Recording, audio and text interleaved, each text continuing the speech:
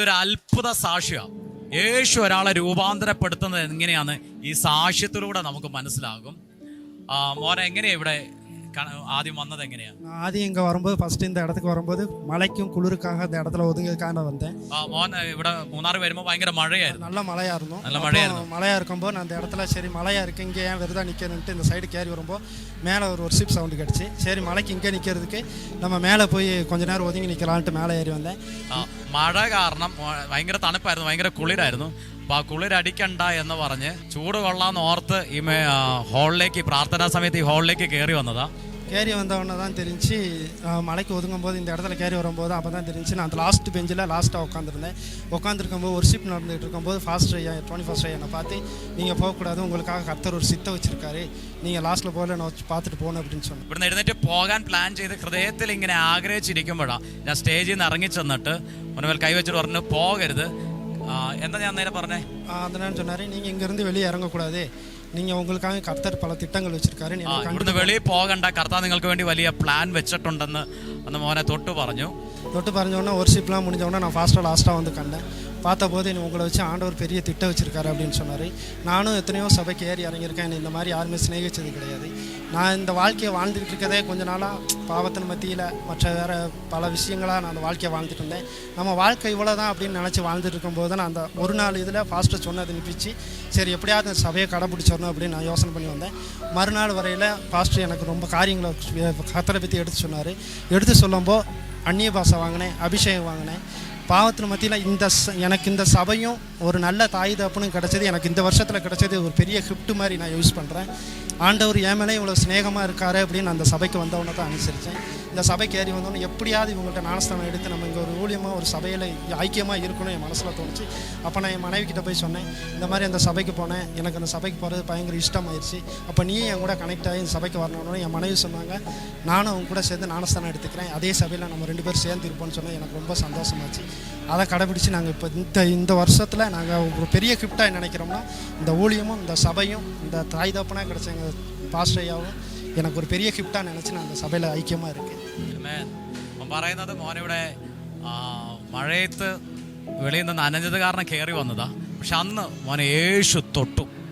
അവൻ ഒത്തിരി സ്ഥലങ്ങളിൽ പോയിട്ടുണ്ട്, ഒരുപാട് പ്രാർത്ഥനകൾക്കും പലയിടങ്ങളിൽ പോയിട്ടുണ്ട്. പക്ഷെ ഇവിടെ കർത്താവ് മോനെ തൊട്ടു. മോൻ്റെ ജീവിതത്തിൽ വലിയ മാറ്റങ്ങളും വിടുതലും ഉണ്ടായി. മോനുമേൽ കർത്താവ് ഒരു കൃപയും അഭിഷേകത്തെയും പകർന്നു. ഇന്ന് മോൻ്റെ ഇടത്തിൽ ഒരു ഊഴിയക്കാരനായി ഒരു ലീഡറായിട്ട് ഇവർ രണ്ടുപേരും കുടുംബമായി മിനിസ്റ്റർ ചെയ്യുക. ഹല്ലേലൂയ. യേശു എത്ര നല്ലവനാണ്. ഇതുപോലെ നിങ്ങളുടെ ജീവിതത്തിലും മാനസാന്തരപ്പെടാത്തവരുണ്ടെങ്കിൽ ഈ സാക്ഷ്യം കർത്താവ് പറയുന്നു അവരെയും കർത്താവ് മാനസാന്തരത്തിലേക്ക് കൊണ്ടുവരും. കർത്താവിന് വേണ്ടി നിൽക്കുന്ന ഒരു കുടുംബമാക്കി നിങ്ങളെ കർത്താവ് മാറ്റും. കുടുംബമായി ദൈവരാത്തിന് വേണ്ടി നിൽക്കുന്ന ഭവനമാക്കി കർത്താവ് നിങ്ങളെ മാറ്റട്ടെ. കർത്താവ് ഒത്തിരി ബ്ലസ് ചെയ്യട്ടെ. God bless you.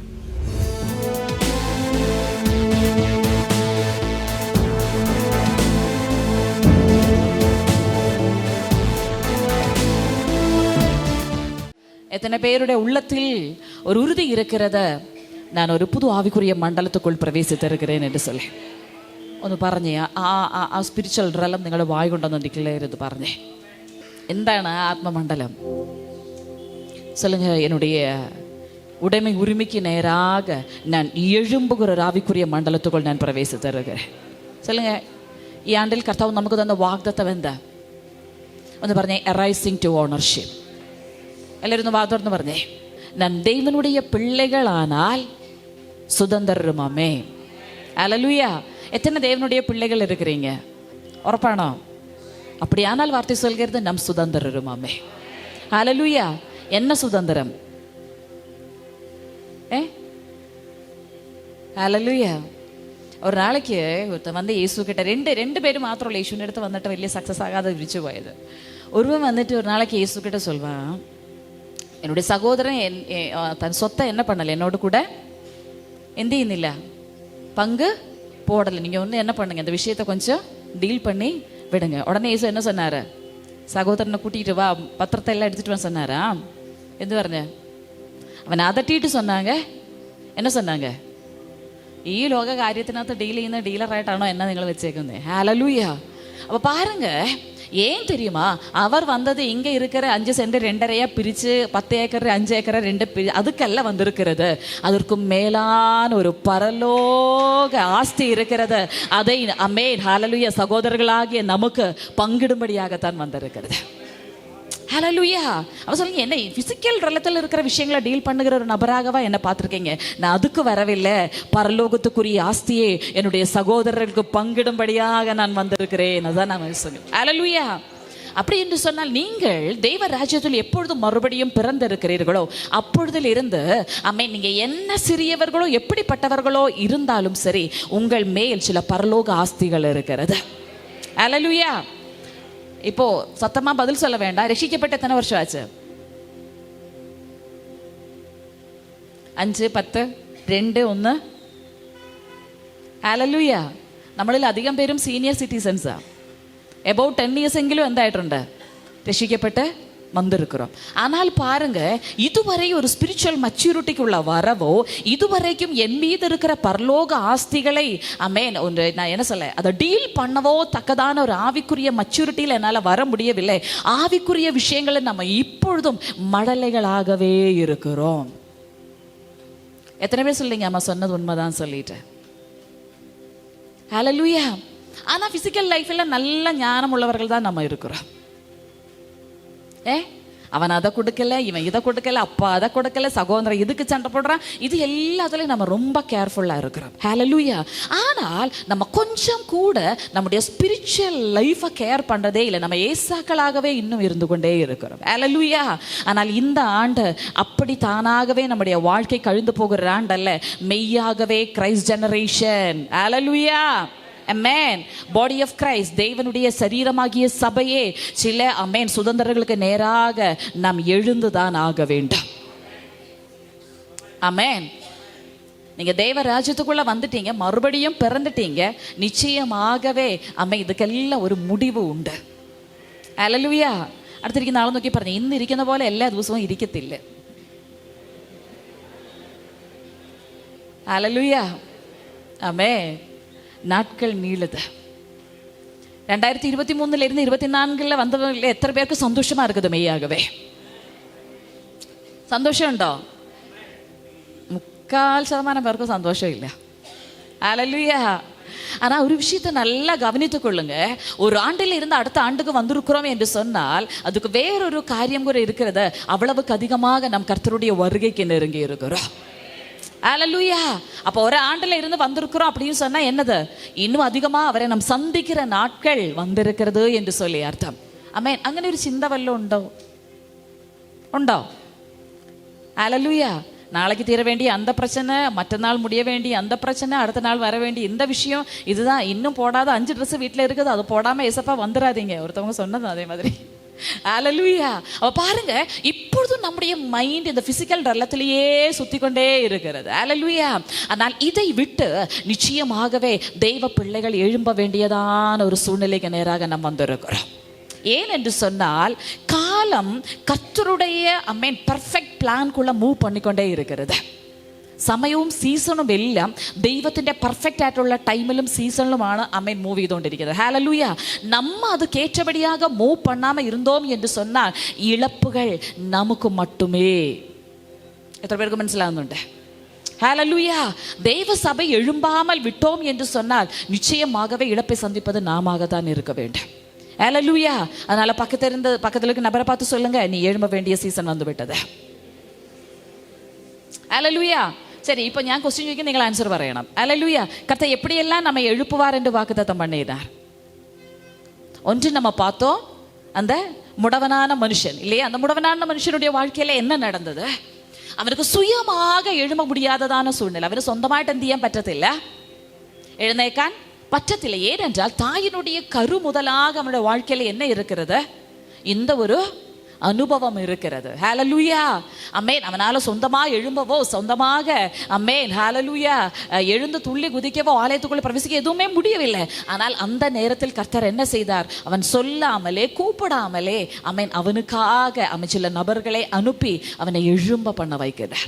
இது போல இந்த ஆண்டு மறுபடியும் சொல்கிறோம், உங்களால் எழும்ப முடியாத எந்த முடவனுடைய ஒரு சிச்சுவேஷன் உங்களுடைய வாழ்க்கையில் இருக்கிறதோ அந்த இடத்தில் கர்த்தர் நிச்சயமாகவே உங்களை எழுப்புகிற ஆண்டு. ஹல்லேலூயா, ஆமென்.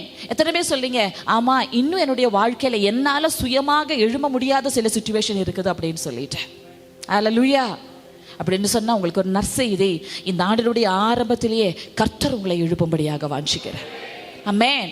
அது உங்களுடைய കർത്തരോട് இருக்கிற ഉറവ്, ആമേൻ, സ്പിരിച്വൽ റിലേഷൻഷിപ്പ് വിത്ത് ഗോഡ്. ആമേൻ. നിങ്ങൾക്ക് എഴുന്നേൽക്കാൻ പറ്റുന്നില്ലേ? കർത്താവ് നിങ്ങളെ എഴുന്നേൽപ്പിക്കാൻ റെഡിയാണ്. ഹല്ലേലൂയ.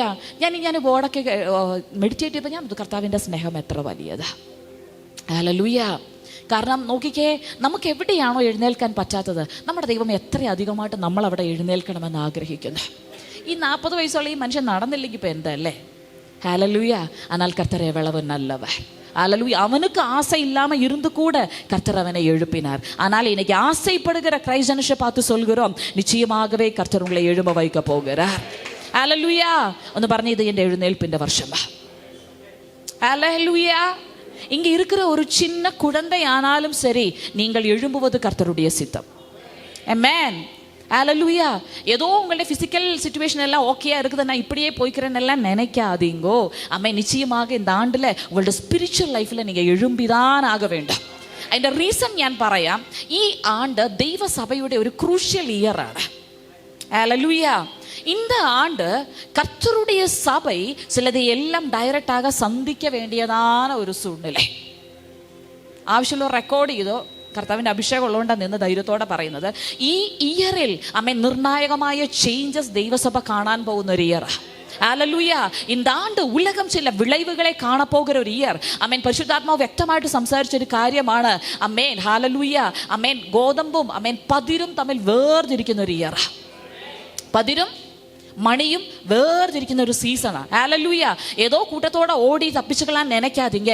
உங்களுக்குள்ள ஒரு இன்னர் ஸ்ட்ரெங்த், உங்களுக்குள்ள ஒரு பலம் இருந்தால் மட்டும்தான் நீங்க சிலதில் நிலை நிற்க உங்களால முடியும். ஹல்லேலூயா. ஏன் ஆவியானவர் நம்மை நேசித்து எழும்ப வைக்கிறார் என்று கேட்டால், ஹல்லேலூயா, கடந்த ஆண்டு வரைக்கும் யாருடையோ கேர் ஆஃபில் இருக்கிற ஒரு லைஃப் ஸ்டைல் போதாது.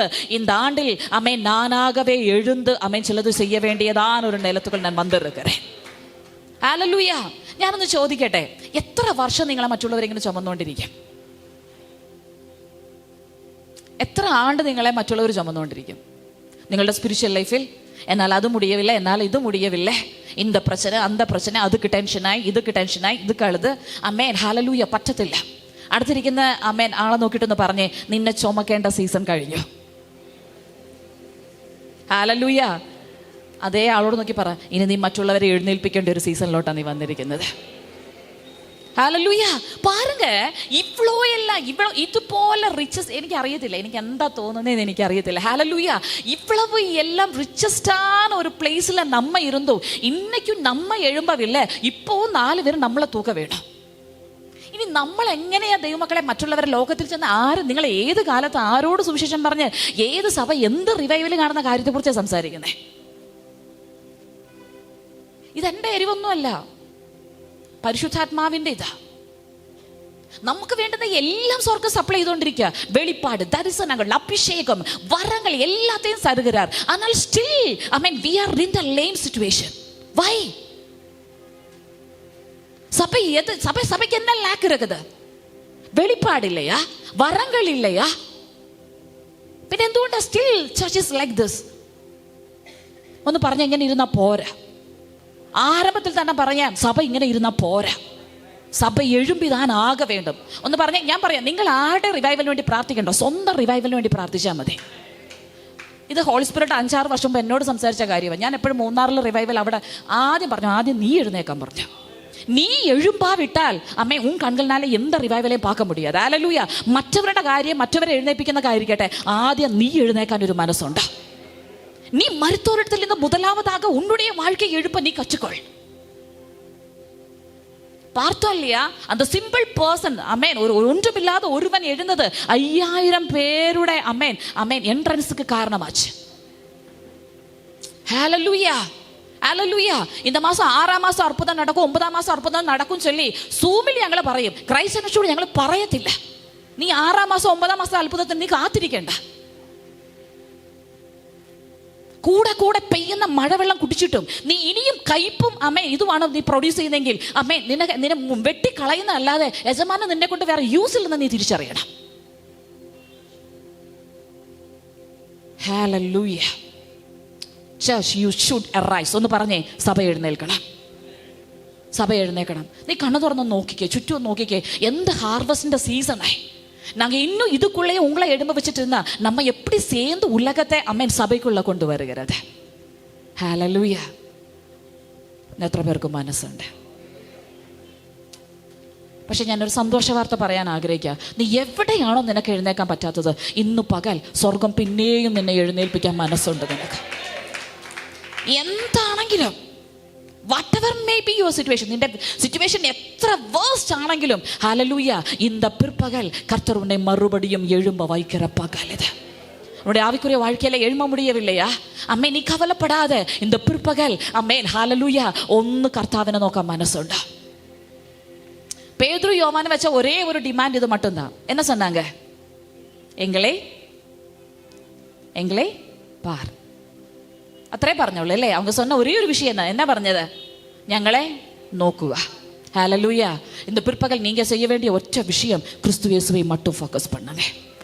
அமேன். ஹalleluya. அவங்க வருவாங்க இவங்க வருவாங்க எல்லாம் காலையில சொல்லவில்லை. நீங்க கிறிஸ்து இயேசுவை நோக்கி பார்த்தால் நிச்சயமாகவே அவர் உங்களை எழுப்ப போதுமானவராய் இருக்கிறார். ஹalleluya. இந்த பிற்பகல் எத்தனை பேர் நம்புறீங்க? ஆமென். எத்தனை பேர் அதை ரிசீவ் பண்ண வாஞ்சிக்கிறீங்க?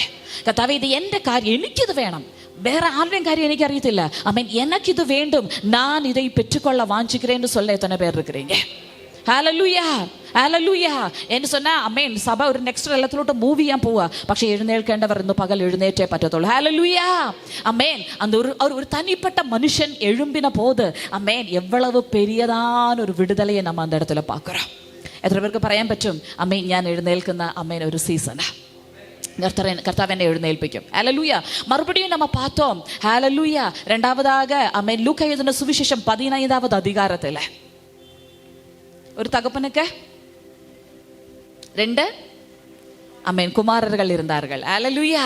பாருங்க, இந்த இளைய குமாரனுடைய பிரச்சனை என்னன்னு கேட்டா, அவன் தகப்பனோடு கான்வர்சேஷன் பண்ணுகிற ஒருவன் എന്ന് പറഞ്ഞാൽ തകപ്പനടുത്തിൽ എപ്പോഴുമേ പേച്ചുവാർത്ത இருக்கிற ഒരുവൻ അല്ലേ. പക്ഷെ ഒറ്റ കാര്യമുള്ളൂ, അവൻ എപ്പോ ചോദിച്ചെന്നാലും അപ്പൻ്റെ അടുത്ത് എന്നാ പറയത്തുള്ളൂ?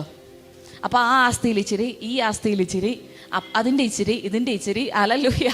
എപ്പോ பார்த்தாலும் അപ്പാവോട് പേച്ചുവാർത്ത പണ്ടതെല്ലാം ഉണ്ട് മട്ടുന്ന അതക്കുട് ഇതക്കുട്. ഹല്ലേലൂയ. നമ്മളും ഇതുപോലെയല്ലേ? அப்பாவோடு தொடர்பு கொள்ளுகிற எத்தனை பிள்ளைங்க இருக்கிறீங்க? யாரும் இல்லையா? இருக்கிறோம். ஆனா எப்பவுமே இதுதான், அதை கொடுங்க, இதை கொடுங்க, இதை தாங்க, அதை தாங்க. ഹല്ലേലൂയ. இதுக்கு மட்டும்தான். ഇതാണ് നമ്മുടെ ആകപ്പാടെയുള്ള റിലേഷൻഷിപ്പ് എന്ന് പറഞ്ഞ് അല്ലേ? ഇത് കവിഞ്ഞൊരു ബന്ധത്തിന് എത്ര പേർ റെഡിയാ? ജപിக்கிறீங்களா? ജപം പண்றீங்களா? ആൻസർ വന്നില്ലല്ലോ. പ്രാർത്ഥിക്കുന്നുണ്ടോ? உங்களுடைய ஜெபம் என்னது? அப்போ பிள்ளைங்க காலைல ஸ்கூலுக்கு போயிருக்காங்க, ஹஸ்பண்ட் வேலைக்கு போயிருக்கிறாங்க, எனக்கு இன்னைக்கு இதெல்லாம் செய்யணும், எல்லாத்துக்கான கிருபை தாங்க, ஸ்தோத்திரமாமே. നൈറ്റ് എല്ലാത്തുക്കും சேர்ந்து മൊത്തത്തിൽ ഒരു താങ്ക് യു അല്ല ദൈവമക്കളെ. ഒന്നും കൂടെ അപ്പൻ്റെ സ്നേഹത്തോട് അടുത്തു വരണം.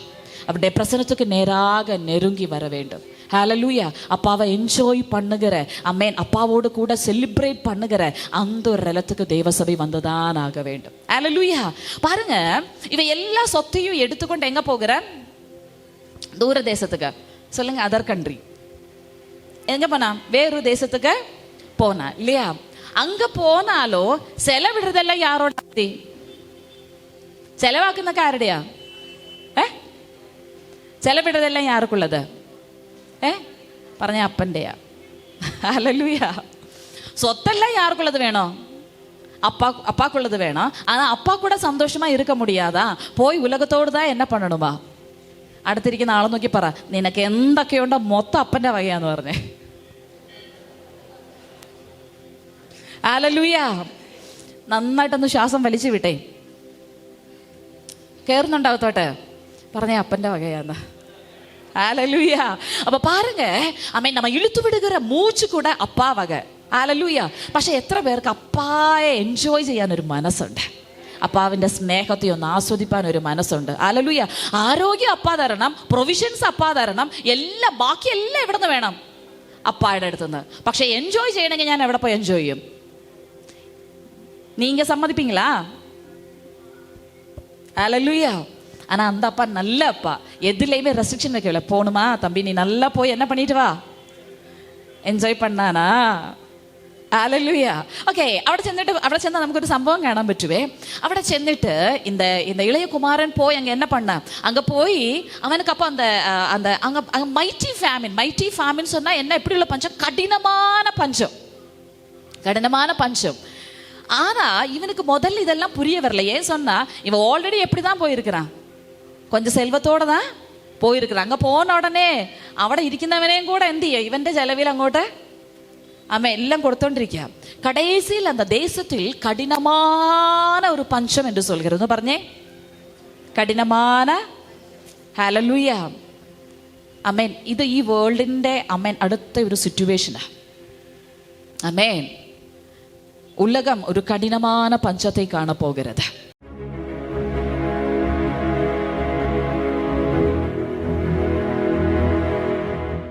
മോളുടെ ഒരു അനുഗ്രഹിക്കപ്പെട്ട സാക്ഷ്യമാ. ഇവരുടെ ലൈഫിനെ കർത്താവ് എങ്ങനെയാ മാറ്റിയെന്ന് നമുക്ക് കേൾക്കാം. Praise Lord.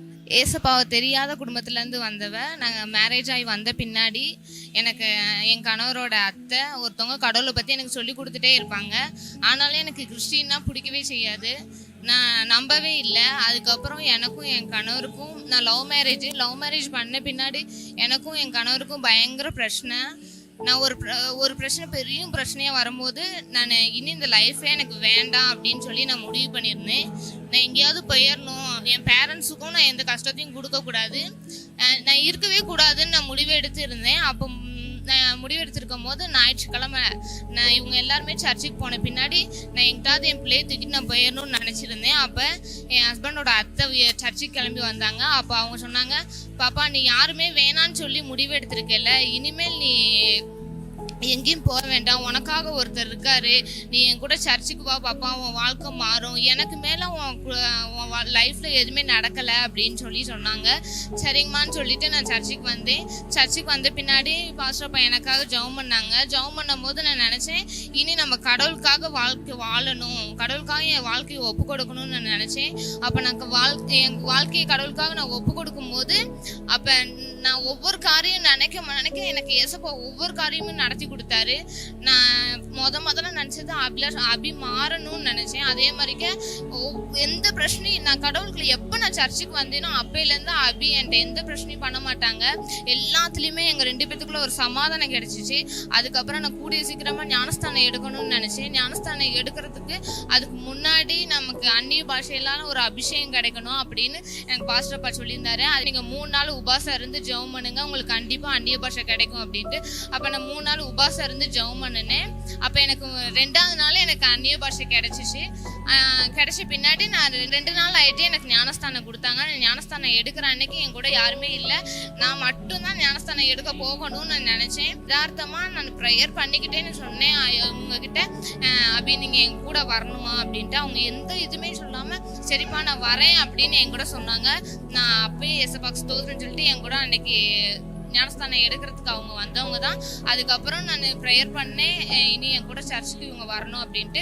அன்னையிலேருந்து இவங்க சர்ச்சுக்கு வர ஆரம்பித்தாங்க. எங்கள் 2 பேர்த்துக்குள்ளே நான் என்னைக்கு சர்ச்சுக்கு காலை எடுத்து வச்சேன்னா அன்னையிலேருந்து எங்களுக்குள்ளே எந்த பிரச்சனையும் இல்லை, எல்லாம் சமாதானத்தோடு சந்தோஷமாக இருக்கும். പറയുന്ന സാക്ഷ്യം ഇതാണ്. അവളുടെ ലൈഫിൽ ഒരുപാട് പ്രശ്നങ്ങളായിരുന്നു. മാരേജിന് ശേഷം ഒന്നെങ്കിൽ മരിക്കുക അല്ലെങ്കിൽ വല്ലയിടത്തും പോകാം എന്നൊക്കെ പ്ലാൻ ചെയ്തിരുന്നതാണ്. അങ്ങനെയാ യാദൃശ്ചികമായിട്ട് ആരാ പറഞ്ഞ അത്തയാ മോളെ അത്ത പറഞ്ഞ് സഭയ്ക്കകത്ത് വന്നേ. അന്ന് ഞങ്ങൾ പ്രാർത്ഥിച്ചു, യേശു മോളെ തൊട്ടു. മോളെ എവിടെയെങ്കിലും പോകാം എങ്ങനെയുള്ള ചിന്തകൾക്കകത്തു നിന്നെല്ലാം മോളെ കർത്താവ് വിടുതലാക്കി വലിയൊരു സമാധാനത്തെ കൊടുത്തു. ഇവിടെ ലഭിച്ച സമാധാനം അത് കുടുംബത്തിൽ മോൾക്ക് അനുഭവിക്കാൻ കഴിഞ്ഞു. കുടുംബത്തിൽ വലിയ സ്വസ്ഥതയും സമാധാനവും ഇപ്പോൾ ഇവർ അനുഭവിക്കുക. ഇന്ന് ഈ സാക്ഷ്യം നിങ്ങൾ കേൾക്കുമ്പോൾ നിങ്ങളുടെ ഭവനത്തിൽ ഇതുപോലെ അവസ്ഥയായിരിക്കാം, പ്രശ്നങ്ങളായിരിക്കാം, പ്രതിസന്ധികളായിരിക്കാം, സോർവുകളായിരിക്കാം. ഇതേ യേശു നിങ്ങളെ വിടുതലാക്കും. ഇതേ യേശു നിങ്ങളെ സ്വതന്ത്രരാക്കും. ഇപ്പം നമ്മൾ ഒറ്റയ്ക്കല്ല സഭയിൽ വരുന്നത്, കുടുംബമായി ഹസ്ബൻഡും കൂടെ ചേർന്ന സഭയിൽ വരുന്നത്. അങ്ങനെ കുടുംബമായി ആരാധിക്കുന്ന സമാധാന സന്തോഷം നിറഞ്ഞ ഒരു ജീവിതം കർത്താവ് നിങ്ങളുടെ കരത്തിൽ തരും. കർത്താവ് നിങ്ങളെ അനുഗ്രഹിക്കട്ടെ. God bless you.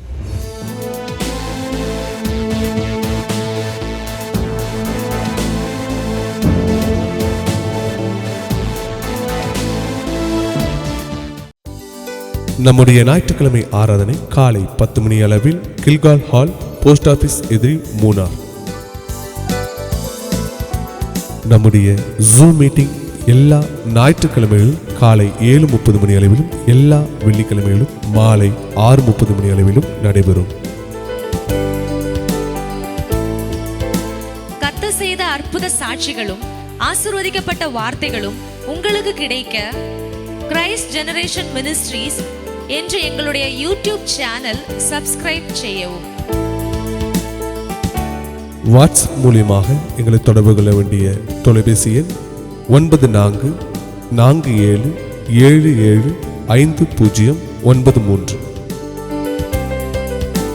ஜெப உதவிக்காக எங்களை தொடர்பு கொள்ள வேண்டிய தொலைபேசி எண் 9447775093. Brother Tony Francis, sister Jinu Tony இவர்களுடைய அப்கமிங் மீட்டிங்ஸ் இவைகளை குறித்து அறியவும் மீட்டிங்ஸ் நடத்துவதற்கும் 9447442660 என்ற எண்ணிற்கோ அல்லது 9447775093 என்ற எண்ணிற்கோ அழைக்கவும்.